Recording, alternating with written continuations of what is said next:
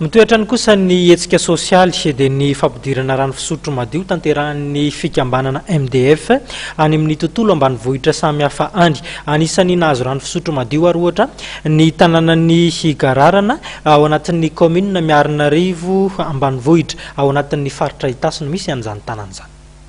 Na dia tanàna amoron'ny lalam-pitenena voalohany mihazo any Itasy iny aza no misy any Higaranana dia mbola anisan'ny tanàna tsy mba nanana rano fisotro madio hatramin'izay. Ankehitriny dia mivany olana ary paompy fanjakana 12 naoron'ny fikambanana Madagascar Development Fund ka ny fitondram-panjakana Australiana mpiara-miombona antoka nanome vola 220 tapitrisa ariary nanatotosana io dedikasio izay nitokanana ny talata teo. Ireo rehetra nandray fitenena tamin'ny fitokanana dia samy naneho fankasitrahana an'izao fanomezan'izao avokoa. Ity fokotany Diararana ity dia fokotany izay mihetsiketsika ihany koa. Ary ao anatin'ny ezaka izay natao dia nisy ny fandraisana anjara ary nisy ny fametrahana ny fandaran'asa fikojakojana.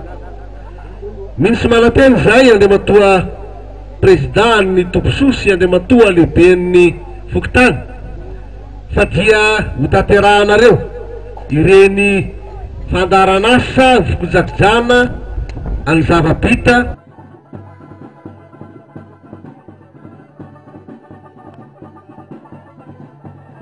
Anisan'ny ankafizin'ny mponina tamin'ny olanonam-pitokanana io fa tonga avy solon-tena ministeran-drano ny fiadidianan'ny distrika ny olo-manakaza maro izay nanotriny an'Andriamatoa Brian Donaldson mpiadidy ny MDF sy Ramatoavadiny.